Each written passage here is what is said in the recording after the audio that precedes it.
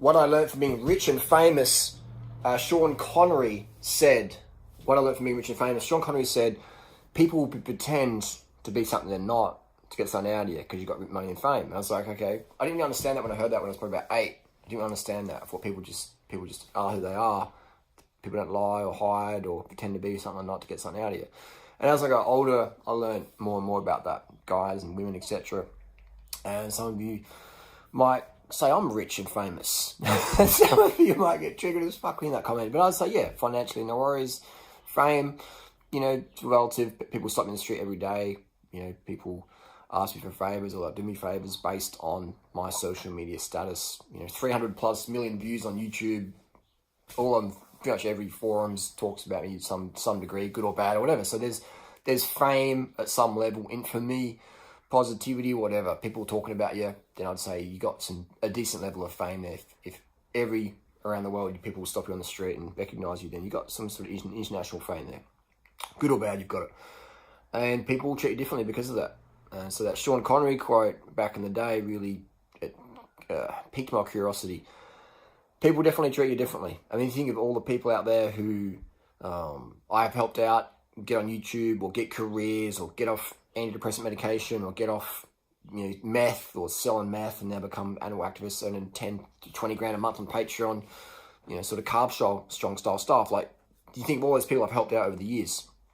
If you've been watching my channel for a while, you'll know who I'm talking about. People I've just grabbed and just flipped their whole lifestyle around, Flip the whole lifestyle around from being overweight, in debt, 30 grand, getting, fuckboyed over by gym rats in East Sydney to becoming like, millionaire social media queens, things like that. So just flipping people out. People telling me, oh, you're my soulmate. We were with them for almost a decade, and then boom, they'll just cut you out of the business and talk shit about you on the internet, slander the fuck out of you, and hope you die in prison or whatever. So it's you get this like yin yang thing. So people are like full on sale this stuff, and then the truth comes out, and then they show you who they were all along. And so you never really know who someone is until you break up with them. That's really, really profound. You don't know who someone is until you break up with them. You don't know who someone is until you ask a favor from them. People often say, I feel like I'm around toxic people or users. What do I do? Okay, asking for favors. I've been asking favors this year from people just to see who's who. And it's like almost a bit hurtful, to realize, wow, how many users and sort of narcissistic people I've attracted into my lifestyle. But this is all on me. I've flashed the cash, showed the fame, showed the lifestyle, showed the weight loss, and people want that. People want to look good, lose weight, feel good, have a freedom lifestyle living in Chiang Mai or Adelaide or whatever. People love that. I love it. And so I attract these sort of types of people. So I can't sit here and go, oh, poor me, that these people that eventually expose themselves to who they really are all along. I can't cry, really. Sometimes it is a bit hurtful, but it's like me picking up a king cobra on YouTube, and then when it bites me, have a cry about it. That's on me. So basically my lesson is to teach people how to handle king cobras, teach people to handle toxic people. And some people out there, they get their lives destroyed by narcissists, And I think who I'm talking about, some people.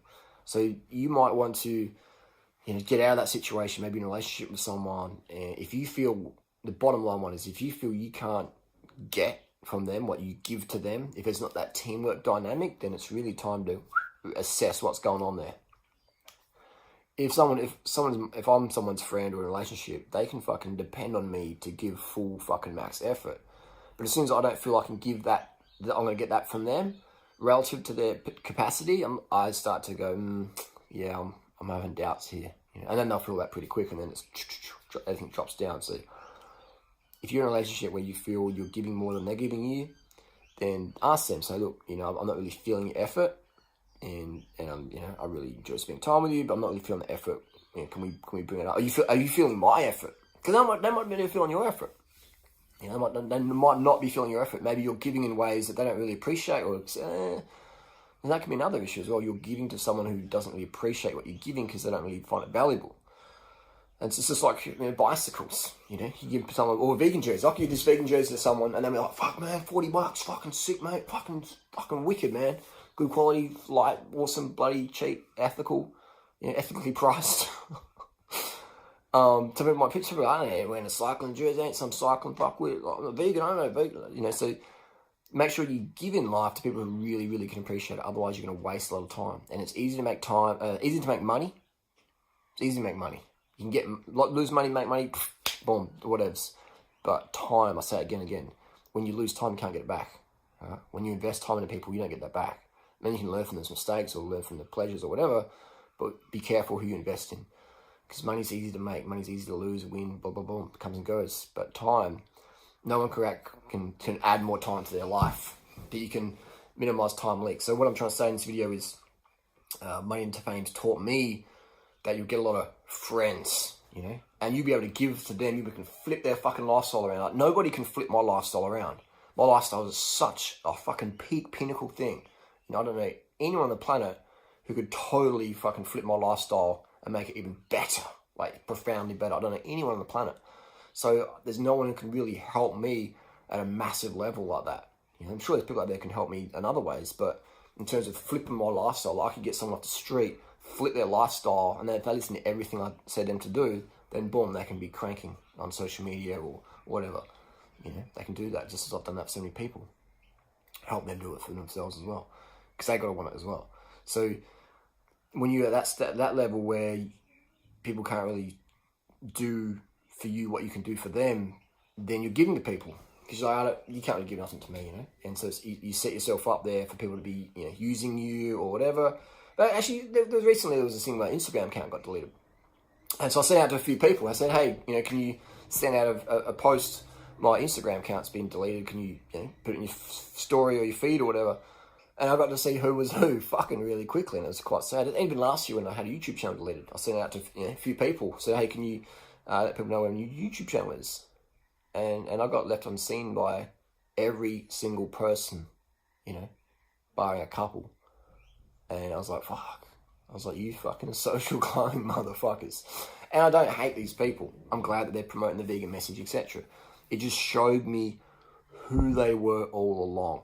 You know, just quite shallow sort of people in it because it's, you know, trending and there's money and there's something to be had. So I get it, you know. Definitely no hate towards these people. But I no longer have to invest any time into these people because they weren't going to invest a second in me once they feel they can't get nothing from you. Moral of the story is people are going to be people, if you're going to be saving scorpions off the road, like during what I didn't expect, one time you're going to get a bit stung. Don't whinge about it, don't cry about it. If you're a giving person, then give, but be more selective who you give to what humans. Because most humans, if they don't have it, then they probably don't deserve to have it. And they're probably going to spit in your face once they get to a certain level. Or they're going to totally forget you ever helped them out at all. Which brings up another thing. Imagine if you're a parent. You know, imagine if you're a parent. Like I can't even imagine the anguish and torment my mum had when I was this bratty teenager. You know, just totally not following her rules, had no gratitude at all. So I guess it's sort of a bit of karma there for me being a little brat fucking teen, you know, to full circle me dealing with some brats and stuff like that or whatever. So that's, you know, that's karma. Karma comes around, you know, karma's coming for you for sure. So that's why, again, I don't take it to heart too much, even though it can be a bit frustrating and hurtful. It is, you know, in the bigger picture of things, the bigger scheme of things, the sun's going to come up tomorrow, tonight. It's going to go up, down, all that stuff. Life goes on. So don't take it to heart. Just be who you want to be, man. But if you're in a relationship and you're not really feeling your needs are met, then sit down and have a conversation with someone and say, you know, I'm not really feeling your effort, but are you feeling my effort? You know, have some dialogue, have some conversation going on there. And if they're not willing to discuss it, then go, cool, just move on. Just, you know, cut them out of your life. It doesn't have to be a vicious or pernicious way. Just drift off. You know, it's just like letting a mosquito out of the door. Just open the door up, let the mosquito fly out. You know, you don't have to spray the house down, burn it down. Just open the door, let them fly out of your life, because they'll just there to leech and suck you dry. And that's what mosquitoes do. All right? There you go. Hopefully these were words of wisdom from Sean Connery, during writer. Any topics you want to discuss, hit me up down below. See you soon.